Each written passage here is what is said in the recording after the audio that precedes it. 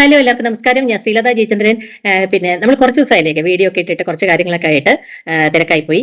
അപ്പൊ അതുകൊണ്ടാണ് video ഇടാതിരുന്നത്.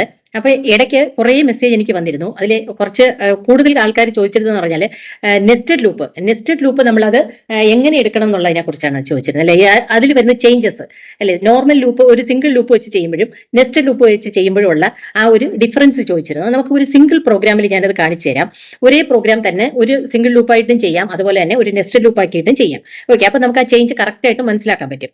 Okay, ഇപ്പം നമ്മൾ പലപ്പോഴും ഇപ്പൊ കേൾക്കുന്ന ഒരു കാര്യമാണ് അല്ലെ, ഇനിയിപ്പോ AI വന്നതുകൊണ്ട് കോഡിംഗ് ഒന്നും പഠിക്കണ്ട എന്നുള്ളതൊക്കെ പറയുന്നുണ്ട്. പക്ഷെ എന്നാലും നമ്മൾ ബേസിക് ആയിട്ടുള്ള കാര്യങ്ങൾ അറിഞ്ഞിരിക്കണം അല്ലേ. നമുക്ക് എന്തൊക്കെ ചേഞ്ചസ് ഇപ്പൊ AI വഴി നമ്മൾ പല കോഡിംഗ് എടുക്കുന്നുണ്ടെങ്കിലും ചിലപ്പോൾ നമുക്കത് ആവശ്യമുള്ളതിന്റെ രീതിയിലോട്ട് മാറ്റി എടുക്കണമെങ്കിൽ നമ്മൾ കോഡിംഗ് അറിഞ്ഞിരിക്കണം അല്ലേ. ചുമ്മാ എല്ലാം നമ്മൾ AI വഴി എടുത്ത് അപ്ലൈ ചെയ്യുമല്ലോ, അങ്ങനെയല്ലല്ലോ ചെയ്യുന്നത്. ചിലപ്പോൾ നമുക്ക് നമ്മുടേതായ രീതിയിൽ നമുക്ക് ചിലപ്പോൾ കുറച്ച് ചേഞ്ചസ് ഒക്കെ വരും. അപ്പൊ അങ്ങനെ വരുന്ന സമയത്ത് എന്താണ്, നമുക്ക് കോഡിംഗ് അറിഞ്ഞാലേ ആ ഒരു ചേഞ്ചസ് നമുക്ക് ചെയ്യാൻ പറ്റുള്ളൂ അല്ലേ. അല്ലെങ്കിൽ നമ്മളിപ്പോൾ ബേസിക് ആയിട്ടുള്ള കാര്യങ്ങൾ ഇപ്പൊ നമ്മൾ സിലബസിൽ ഇടേണ്ട ആവശ്യമില്ലല്ലോ അല്ലേ. ഇപ്പൊ എഞ്ചിനീയറിംഗ് ആയാലും മറ്റേ ഡിഗ്രി കോഴ്സിനായാലും BCA അങ്ങനെ പല കോഴ്സിനും നമ്മൾ പ്രോഗ്രാമിംഗ് പഠിക്കുന്നുണ്ട്. അതായത് ഇപ്പൊ പിന്നെ ICSE സിലബസ് ആണെങ്കിൽ സ്കൂൾ മുതലേ സ്റ്റാർട്ട് ചെയ്യുന്നുണ്ട് അവർ അല്ലെ. സ്കൂൾ മുതലേ പ്രോഗ്രാമിംഗ് ഒക്കെ സ്റ്റാർട്ട് ചെയ്യുന്നുണ്ട്. അപ്പം നമ്മൾ ചെയ്യേണ്ടത് ബേസിക് ആയിട്ടുള്ള കാര്യങ്ങൾ അറിഞ്ഞിരിക്കണം. എന്നാൽ മാത്രമേ നമുക്ക് നല്ല വലിയ പ്രോഗ്രാം ഫയൽ ചെയ്യുമ്പോൾ എവിടെ എങ്ങനെ അപ്ലൈ ചെയ്യണം എന്നുള്ളത് നമുക്ക് അറിയാൻ പറ്റുള്ളൂ അല്ലേ. നമ്മൾ കോഡിംഗ് കുറെ നമ്മളിപ്പോൾ ഡൗൺലോഡ് ചെയ്തെടുത്തു, അല്ലെങ്കിൽ ഒരു AI വെച്ചിട്ട് കുറെ കോഡിംഗ് എടുത്താലും അതിൽ നമ്മുടേതായ രീതിയിൽ നമ്മുടെ ഇന്റർഫേസിന് വേണ്ടുന്ന രീതിയിൽ അതിനെ എങ്ങനെയൊക്കെ ചേഞ്ച് ചെയ്യണം എന്നുള്ളത് നമ്മൾ അറിഞ്ഞിരിക്കണമെങ്കിൽ നമ്മൾ അതിന്റെ ബേസിക് കാര്യങ്ങൾ അറിഞ്ഞിരിക്കണം അല്ലേ. അപ്പൊ പല കാര്യങ്ങളിലും അങ്ങനെയാണല്ലോ. നമ്മളിപ്പം ഇനിയിപ്പോ അതിപ്പോ പ്രോഗ്രാമിങ്ങിന്റെ കാര്യത്തിൽ മാത്രമല്ല, എല്ലാ ഫീൽഡിലും AI വരുന്നുണ്ട് എന്ന് വെച്ചിട്ട് നമ്മൾ ഒന്നും പഠിക്കാതെ വെറുതെ ഇരുന്ന മതി എന്ന് പറയാൻ പറ്റുമോ അല്ലെ. മെക്കാനിക്കലായാലും സിവിൽ ആയാലും എഞ്ചിനീയറിംഗ് ആയാലും പിന്നെ എന്താണ് അഗ്രികൾച്ചറിലായാലും ഏതിലായാലും നമുക്കിപ്പോ ഇത് അപ്ലൈ ചെയ്യാൻ പറ്റുന്നുണ്ടല്ലേ. അല്ലെങ്കിൽ ഈവൻ ഇപ്പം എക്സലും പിന്നെ അതിൽ ചെയ്യുന്ന അങ്ങനത്തെ വർക്ക് ചെയ്യുന്ന ആൾക്കാർ പോലും, അക്കൗണ്ടൻസി ഒക്കെ എക്സലിലൊക്കെ ചെയ്യുന്ന ആൾക്കാർ അതുപോലെ നമുക്ക് എന്ത് വന്നിട്ടുണ്ട്, AI വന്നിട്ടുണ്ട്. പക്ഷെ ബേസിക് ആയിട്ട് നമ്മൾ അറിഞ്ഞിരിക്കണം. എപ്പോഴും നമ്മൾ അറിഞ്ഞിരിക്കേണ്ട കാര്യമാണ് ബേസിക് കാര്യങ്ങൾ എന്ന് പറയുന്നത് അല്ലെ. അപ്പൊ ഞാനിവിടെ പറയാൻ പോകുന്നത് നെസ്റ്റഡ് ലൂപ്പാണ്. പിന്നെ അതിനു മുമ്പ് ഒരു കാര്യം പറയാം, പല ഇതിൽ വീഡിയോയിൽ ഞാൻ പറഞ്ഞിട്ടുള്ളതാണ്. ഇതുപോലെ സിസ്റ്റമാറ്റിക് ആയിട്ട് കാര്യങ്ങൾ പഠിക്കണം എന്ന് ആഗ്രഹമുള്ള ആൾക്കാരുണ്ടെങ്കിൽ ഞാൻ ഇതിൽ നമ്പർ കൊടുത്തേക്കാം, അതിൽ കോൺടാക്ട് ചെയ്താൽ മതി. അപ്പം നമുക്ക് കറക്റ്റ് ആയിട്ട് എങ്ങനെയാണ് ലോജിക്ക് അപ്ലൈ ചെയ്യുന്നത്, എവിടെയൊക്കെയാണ് അപ്ലൈ ചെയ്യേണ്ടത് എന്നുള്ളത് കൃത്യമായിട്ട് നമുക്ക് പഠിപ്പിക്കാം. ഓക്കെ, ഇപ്പം എന്റെ സ്റ്റുഡൻസ് തന്നെ പ്രോജക്റ്റ് ഒക്കെ ചെയ്തു കഴിഞ്ഞാലും ഏത് പോർഷൻ എടുത്ത് ചോദിച്ചാലും അവർ പറയും. മനസ്സിലായി, ഏത് പോർഷൻ എടുത്ത് ചോദിച്ചാലും. ഇപ്പൊ എഞ്ചിനീയറിംഗിന്റെ കുറെ പ്രോജക്ട്സ് ഞാൻ ചെയ്തിട്ടുണ്ട്. അപ്പൊ അതിൽ നിന്ന് ഏത് പോർഷൻ എടുത്തിട്ട് എന്താണ് വർക്ക് ചെയ്യുന്നതെന്ന് ചോദിച്ചു കഴിഞ്ഞാൽ അവർ പറയും. കാരണം എന്ന് വെച്ചാൽ ഞാനിപ്പോൾ .NET-ലാണ് ചെയ്യിപ്പിക്കുന്നതെങ്കിൽ .NET ഫുള്ളായിട്ട് പഠിപ്പിച്ചിട്ട് ആണ് പ്രോജക്റ്റ് ചെയ്തുകൊണ്ടിരുന്നത്. മനസ്സിലായോ. ഞാനിപ്പോൾ അറ്റ് പ്രസന്റ് ഞാൻ പ്രോജക്റ്റ് ചെയ്യുന്നില്ല, ക്ലാസ്സുകൾ മാത്രമാണ് ചെയ്യുന്നത്. അപ്പൊ ഞങ്ങൾ ചെയ്തിരുന്ന സമയത്തും കറക്റ്റായിട്ട് അവർക്കത് ആൻസർ ചെയ്യാൻ പറ്റും. എന്തുകൊണ്ടാണെന്നറിയാമോ, അവർ കറക്റ്റ് ആ പ്രോജക്റ്റ് ഇൻവോൾവ്ഡ് ആണ്. അപ്പൊ ഈ ഇടയ്ക്ക് ഞാൻ കുറച്ച് സ്റ്റുഡൻസുമായിട്ട് സംസാരിച്ച സമയത്താണ് പറയുന്നത്, അവർ ചെയ്തത് .NET-ലെ ജാവയിലൊക്കെ പ്രോജക്റ്റ് ചെയ്തിട്ടുണ്ട്. പക്ഷേ ചെയ്തിരിക്കുന്ന കോഡിംഗ് എന്താണെന്ന് എക്സ്പ്ലെയിൻ ചെയ്യാൻ അറിയില്ല. അതുപോലെ പുതുതായിട്ട് പഠിച്ച .NET എന്താണെന്ന് ചോദിച്ചു കഴിഞ്ഞാൽ അറിയില്ല. മനസ്സിലായി, കാരണം എല്ലാം ഇപ്പൊ റെഡിമെയ്ഡ് ആണ്. അപ്പൊ അങ്ങനെ നമ്മൾ ഒരു പ്രോജക്റ്റ് ചെയ്ത് സബ്മിറ്റ് ചെയ്തുകൊണ്ട് ഒരു കാര്യമില്ല. അപ്പം ഇതുപോലെയുള്ള ഒരുപാട് ആൾക്കാർ ഇപ്പോഴും പുറത്ത് നിൽപ്പുണ്ട്. അപ്പൊ അങ്ങനെയുള്ള ആൾക്കാർക്ക് ഏതെങ്കിലും രീതിയിലുള്ള പ്രോഗ്രാമിംഗ് ക്ലാസ്സുകൾ വേണം എന്നുണ്ടെങ്കിൽ നമ്മുടെ ഈ നമ്പറിൽ കോൺടാക്ട് ചെയ്യാം. അത് സ്റ്റുഡൻസ് ആയാലും വർക്ക് ചെയ്യുന്ന ആൾക്കാരായാലും, അതുപോലെ ഇപ്പൊ ഹൗസ് വൈഫ് ആയിരുന്നിട്ട് ഇനി ഒന്ന് റിവൈസ് ചെയ്തിട്ട് വീണ്ടും വർക്ക് ചെയ്യണം എന്നുള്ള ആൾക്കാർക്കായാലും നമ്മൾ പ്രോഗ്രാമിംഗ് ക്ലാസ്സുകൾ എടുക്കുന്നുണ്ട്. അവരുടെയും എന്റെയും കൺവീനിയന്റ് ടൈം നോക്കിയിട്ട് അത് ചെയ്യുന്നുണ്ട്. അപ്പൊ അത് അങ്ങനെയുള്ള ക്ലാസ്സുകൾ ആർക്കെങ്കിലും ആവശ്യമുണ്ട് എന്നുണ്ടെങ്കിൽ പിന്നെ നമ്മളെ കോൺടാക്ട് ചെയ്യാം. ഓക്കെ, അപ്പൊ നമുക്കിവിടെ ഇത് ചെയ്ത് നോക്കാം. ഞാനിവിടെ ഓൺലൈൻ എഡിറ്ററാണ് എടുത്തിരിക്കുന്നത്. അതാകുമ്പോൾ നമുക്ക് ആർക്ക് വേണം ചെയ്ത് നോക്കാം. ഇപ്പൊ എല്ലാം നമുക്ക് സിസ്റ്റത്തിൽ പിന്നെ പഠിക്കാൻ വേണ്ടിയിട്ട് നമ്മൾ സിസ്റ്റത്തിലോട്ട് എല്ലാം ഡൗൺലോഡ് ചെയ്തിട്ട് ഇൻസ്റ്റാൾ ചെയ്താലേ ചെയ്യാൻ പറ്റുന്നില്ല. എല്ലാ സംഭവം നമുക്കിപ്പോൾ ഓൺലൈനിൽ കിട്ടും, എഡിറ്റേഴ്സ് എല്ലാം കിട്ടുന്നുണ്ട്. അപ്പൊ ഞാനിപ്പോൾ ഓൺലൈൻ എഡിറ്ററിൽ ജാവയിലാണ് ചെയ്യുന്നത്. ഓക്കെ, അപ്പൊ ഇവിടെ ഞാൻ ഈ പറഞ്ഞത് എന്താണ്, ഒരു നമ്പറിൽ ആ നമ്പർ പ്രൈം ആണോ അല്ലയോ ഒന്ന് ചെക്ക് ചെയ്യാം. അതിനുശേഷം ഒരു റേഞ്ച് ഓഫ് പിന്നെ ഡാറ്റ കൊടുത്തിട്ട്, അതായത് ഇപ്പോൾ 1 to 100 ഉള്ള എല്ലാ പ്രൈം നമ്പേഴ്സിനെയും എങ്ങനെ പ്രിന്റ് ചെയ്യിപ്പിക്കാന്നും കൂടെ നമുക്ക് നോക്കാം. ഓക്കെ, അപ്പൊ അതിനായിട്ട് ഇവിടെ ആദ്യം നമ്മൾ ബേസിക് ആയിട്ട് വേണ്ടുന്ന വേരിയബിൾസ് എല്ലാം ഡിക്ലെയർ ചെയ്ത് കൊടുക്കുക. I ഉണ്ട്, J ഉണ്ട്, C എന്ന് പറയുന്ന ഒരു ഫ്ലാഗ് ആയിട്ടാണ് ഞാൻ കൊടുത്തിരിക്കുന്നത്. അതുകൊണ്ട് 0 ഇനിഷ്യലൈസ് ചെയ്തു. ഓക്കെ, 0 ഇനിഷ്യലൈസ് ചെയ്തു. അതിനുശേഷം പിന്നെന്താണ്, ഏത് നമ്പറാണ് നമുക്ക് കൊടുക്കേണ്ടത്. ഞാനിപ്പോൾ അത് ഫസ്റ്റ് ടൈം അതിന് സിംഗിൾ ലൂപ്പ് കൊടുക്കുന്ന സമയത്ത് അതിന് ഇനിഷ്യലൈസ് ചെയ്ത് കൊടുക്കുകയാണ്. 7 ആയിട്ട് ഇനിഷ്യലൈസ് ചെയ്ത് കൊടുക്കുക. ഓക്കെ, അതിനുശേഷം ഇവിടെ ഫോർ ലൂപ്പ് സ്റ്റാർട്ട് ചെയ്തു. ഫോർ ലൂപ്പിനകത്ത് ഞാൻ ജെ എന്ന് പറയുന്ന വേരിയബിൾ ആണ് പറയുന്നത്. കാരണം ഇത് ഞാൻ ഇനി കൊടുക്കുമ്പോൾ ഇന്നർ ലൂപ്പ് ആക്കുകയാണ്. അപ്പൊ ഇന്നർ ലൂപ്പിന് ഞാൻ നമുക്ക് ജെ എന്ന് കൊടുക്കാം. അങ്ങനെ ഒരു കമ്പൽസറി ഇല്ല കേട്ടോ. ഐ എപ്പോഴും ഔട്ടർ ലൂപ്പ് ആയിരിക്കണം, ജെ എപ്പോഴും ഇന്നർ ലൂപ്പ് ആയിരിക്കണം, അങ്ങനെയൊന്നും ഇല്ല. നമുക്ക് ഏത് വേണം കൊടുക്കാം. പക്ഷേ ഇന്നർ ലൂപ്പിൽ യൂസ് ചെയ്യുന്ന വേരിയബിൾ തന്നെ ഇന്നർ ലൂപ്പിന്റെ കൺട്രോളിന് വേണ്ടി ബാക്കി താഴോട്ട് വരുന്ന കാര്യങ്ങളെല്ലാം അവിടെ അത് കൊടുക്കണം. അത്രേ ഉള്ളൂ. വേരിയബിൾ മാറിപ്പോയത്.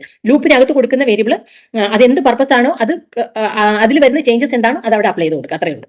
ഓക്കെ, ഞാനിപ്പോൾ ജെ തന്നെ കൊടുക്കുകയാണ്. ജെ ബിഗിനിങ്ങിൽ എന്തായിട്ട് കൊടുക്കാം? ഞാനിവിടെ 2 ആയിട്ട് കൊടുക്കുകയാണ്. കാരണം എൻ ഡിവൈഡഡ് ബൈ ജെ ആണ് നോക്കുന്നത് അല്ലേ, ഡിവിസിബിൾ ആണോ നോക്കുന്ന സമയത്ത് എൻ ഡിവൈഡ് ബൈ ജെ ആണ് നോക്കുന്നത്. അപ്പൊ എൻ ഡിവൈഡഡ് ബൈ ജെ എന്ന് നോക്കുന്ന സമയത്ത് 1 കൊണ്ട് ഡിവിസിബിൾ ആയി കഴിഞ്ഞാൽ ഏത് നമ്പർ ആയാലും, ഇപ്പൊ ഞാൻ കൊടുത്തിരിക്കുന്നത് 7 എന്ന് പറയുന്ന നമ്പറാണ്. അപ്പൊ 7നെ 1 കൊണ്ട് ഡിവൈഡ് ചെയ്താൽ ഡിവിസിബിൾ ആവും. അതുപോലെ 7നെ 7 കൊണ്ട് ഡിവൈഡ് ചെയ്താലും ഡിവിസിബിൾ ആവും. അപ്പം എന്താണ് 7 എന്ന് പറയുന്ന പിന്നെ നോട്ട് പ്രൈം എന്ന് പറഞ്ഞിട്ട് വരും. അപ്പൊ നമുക്ക് 1 കൊണ്ട് ഡിവൈഡ് ചെയ്യേണ്ട, സെയിം നമ്പർ കൊണ്ട് ഡിവൈഡ് ചെയ്യേണ്ട. ഓക്കെ, അതുകൊണ്ട് ഞാനിവിടെ ജെ എന്തായിട്ട് ഇനിഷ്യലൈസ് ചെയ്തു? 2 ആയിട്ട് ഇനിഷ്യലൈസ് ചെയ്തു. അപ്പൊ ആദ്യം 7/2 ആയിരിക്കും നോക്കുന്നത്, 7/1 വരില്ല. ഓക്കെ, അത് കഴിഞ്ഞിട്ട് എന്താ കൊടുത്തു? ജെ ലെസ് ദാൻ എൻ പറഞ്ഞു. കാരണം ലെസ് ദാൻ എൻ കൊടുക്കുമ്പോൾ എന്താണ്? ലെസ് ദാൻ എൻ എന്ന് പറയുമ്പോൾ ലെസ് ദാൻ 7 അല്ലേ. അപ്പൊ 6 വരെ വരുള്ളൂ. 7 കൊണ്ട് ഡിവിസിബിൾ ചെയ്യാൻ പാടില്ല, ഡിവൈഡ് ചെയ്യാൻ പാടില്ല. ഓക്കെ, അതിനുശേഷം എന്ത് ചെയ്തു? ജെ ഇൻക്രീസ് ചെയ്ത് കൊടുത്തു. ഓക്കെ, ദെൻ ഇവിടെ ഫോർ ലൂപ്പ് സ്റ്റാർട്ട് ചെയ്തു. ഇവിടെ നമ്മൾ ചെയ്യുന്നത് എന്താണ്? ഡിവിസിബിൾ ആണോ നോക്കുക അല്ലെ. കണ്ടീഷൻ എന്താണ്? If n percentage j okay equal to 0 വന്നാൽ എന്താണ്? ഡിവിസിബിൾ ആയി. മനസ്സിലായി?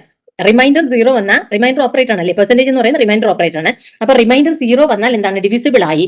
അങ്ങനെയാണെങ്കിൽ ഞാൻ എന്താ ചെയ്യാൻ പോകുന്നത്? ഇവിടെ നമ്മൾ കൊടുത്ത ഫ്ലാഗ് ഒരു വേരിയബിൾ ഉണ്ടല്ലോ സി, അത് ഞാൻ 0 ആയിട്ടാണ് ഇനിഷ്യലൈസ് ചെയ്തത്. ഞാനിപ്പോൾ അത് മാറ്റിയിട്ട് 1 ആക്കി. ഓക്കെ, അപ്പൊ എപ്പോൾ ഡിവിസിബിൾ ആയോ അപ്പൊ എന്താക്കി? 1 ആക്കി. അതിനുശേഷം പിന്നെ അത് കണ്ടിന്യൂ ചെയ്യേണ്ട കാര്യമില്ല, അപ്പൊ തന്നെ അവിടെ നിന്ന് ബ്രേക്ക് ചെയ്യാം. ഓക്കെ, ഇവിടെ നിന്ന് ബ്രേക്ക് ചെയ്തു. അപ്പൊ ഈ ഇഫിൽ നിന്നല്ല ബ്രേക്ക് ചെയ്യുന്നത്, ഇവിടെ നിന്നാണ്? ഫോറിൽ നിന്നാണ് ബ്രേക്ക് ചെയ്യുന്നത്. എപ്പോഴും ബ്രേക്ക് സ്റ്റേറ്റ്മെന്റ് പറയുന്നത് ലൂപ്പിംഗ് സ്റ്റേറ്റ്മെന്റ് അല്ലെങ്കിൽ സ്വിച്ച് സ്റ്റേറ്റ്മെന്റ് ചെയ്ത് ബ്രേക്ക് ചെയ്ത് പുറത്തു വരാൻ വേണ്ടിയിട്ടാണ് ബ്രേക്ക് സ്റ്റേറ്റ്മെന്റ് കൊടുക്കുന്നത്. അപ്പൊ അവിടെ ഇഫിൽ നല്ല ബ്രേക്ക് ചെയ്യുന്നത്, എവിടെ നിന്ന് ബ്രേക്ക് ചെയ്യും? 4ന്റെ താഴെ വരും. ഓക്കെ, 4ന്റെ താഴെ വന്നു കഴിയുമ്പോൾ നമ്മൾ ഇവിടെ കണ്ടീഷൻ ചെക്ക് ചെയ്യുക. ഇഫ് സി ഈക്വൽ ടു പിന്നെ എന്താണ് 1 ആണെങ്കിൽ എന്താണ്? 1 ആണെങ്കിൽ ഡിവിസിബിൾ ആയി, അപ്പൊ പ്രൈം അല്ല അല്ലെ. അപ്പൊ എങ്ങനെ കൊടുക്കുക? ഇവിടെ system dot out dot print ബ്രാക്കറ്റില് എന്ത് പറയാം? ഡബിൾ കോട്സിനകത്ത് ഡിവിസിബിൾ ആയി അല്ലെ.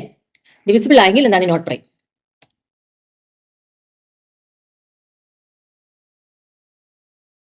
Okay, else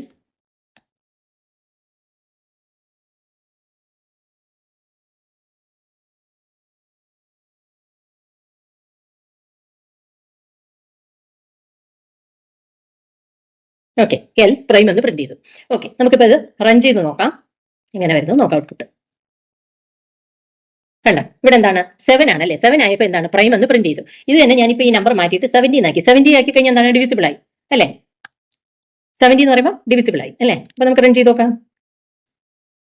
not prime.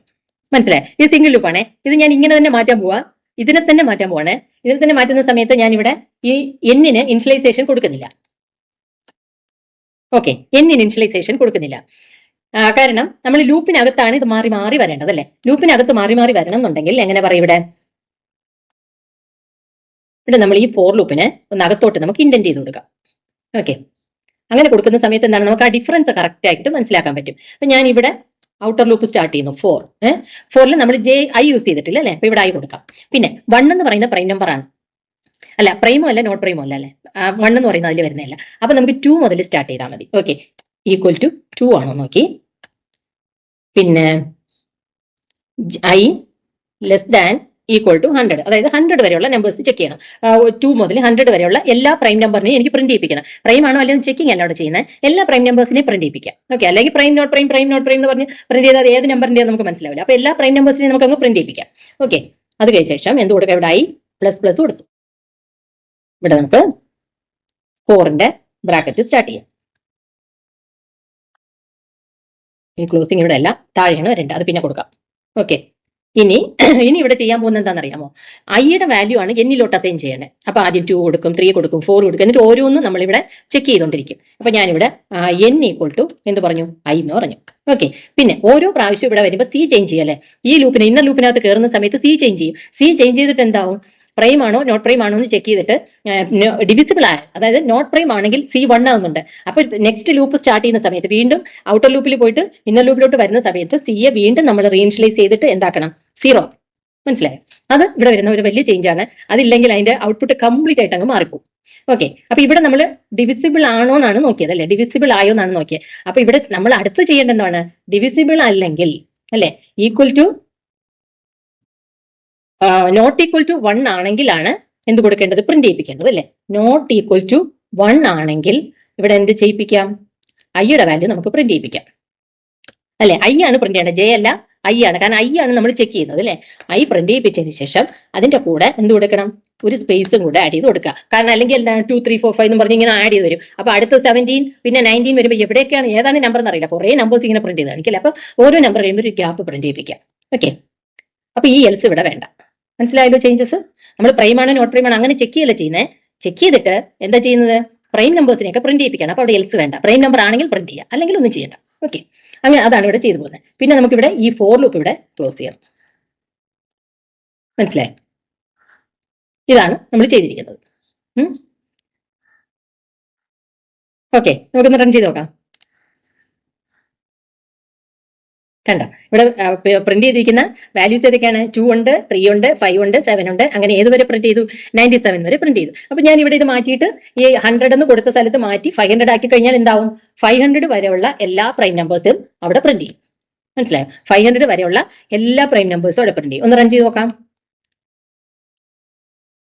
കണ്ടില്ലേ, 2 മുതൽ 2 3 5 7 11 13 17 അല്ലെ, ഏറ്റവും ലാസ്റ്റ് എന്തോന്നു 4999 വരെ പ്രിന്റ് ചെയ്യിപ്പിച്ചു. ഓക്കെ, അപ്പൊ ചേഞ്ചസ് മനസ്സിലായി കാണുമെന്നാണ് വിചാരിക്കുന്നത്. അപ്പൊ എന്തെങ്കിലും ഇതിനകത്ത് ഡൗട്ട് ഉണ്ട് എന്നുണ്ടെങ്കിൽ നിങ്ങളത് ഇതിൽ പറയുക. ഓക്കെ, നമുക്കത് ഡീറ്റെയിൽഡ് ആയിട്ട് വേണമെങ്കിൽ ഒന്നും കൂടെ വേണമെങ്കിൽ എക്സ്പ്ലെയിൻ ചെയ്യാം. അതുപോലെ ഞാൻ ഈ പറഞ്ഞ പോലെ കൺസെപ്റ്റ് മനസ്സിലാക്കി സിസ്റ്റമാറ്റിക് ആയിട്ട് പ്രോഗ്രാമിംഗ് പഠിക്കണം എന്നുള്ള ആഗ്രഹമുള്ള ആൾക്കാർ ഇതിൽ തന്നിരിക്കുന്ന നമ്പറുമായിട്ട് കോൺടാക്ട് ചെയ്യുവാണെങ്കിൽ നമുക്ക് സിസ്റ്റമാറ്റിക് ആയിട്ട് കറക്റ്റ് ആയിട്ട് ക്ലാസ് പഠിച്ചു പോകാം. ഓക്കെ, അപ്പൊ നമുക്ക് പുതിയ വീഡിയോ ആയിട്ട് വീണ്ടും കാണാം. അപ്പൊ മറക്കാതെ ചെയ്യേണ്ട ഒരു കാര്യമുണ്ട്, എന്തായിരുന്നു, നമ്മുടെ ക്ലാസ് ഇഷ്ടപ്പെട്ടെങ്കിൽ കമന്റ് ചെയ്യാം. എന്തെങ്കിലും വീഡിയോ നന്നായി ചെയ്തിട്ടുണ്ട്, നിങ്ങൾക്ക് ഇഷ്ടപ്പെട്ടു എന്നുണ്ടെങ്കിൽ ഒന്ന് കമന്റ് ചെയ്യാം, ലൈക്ക് ചെയ്യാം. അതുപോലെ സബ്സ്ക്രൈബ് ചെയ്യാൻ മറന്നു പോയിട്ടുണ്ടെങ്കിൽ ഒന്ന് സബ്സ്ക്രൈബ് ചെയ്ത് സപ്പോർട്ട് ചെയ്യാം. കാരണം നമുക്കിപ്പം ഇത് പിന്നെ കൂടുതൽ ആൾക്കാർ നമ്മുടെ ഇതിലേക്ക് വരണം, പഠിക്കണം എന്ന് നമുക്കും ആഗ്രഹമുണ്ട്. അപ്പൊ നിങ്ങൾക്കും നന്നായി പഠിക്കാൻ പറ്റും. ഓക്കെ, നമുക്ക് പുതിയ വീഡിയോ ആയിട്ട് വീണ്ടും കാണാം. ബൈ.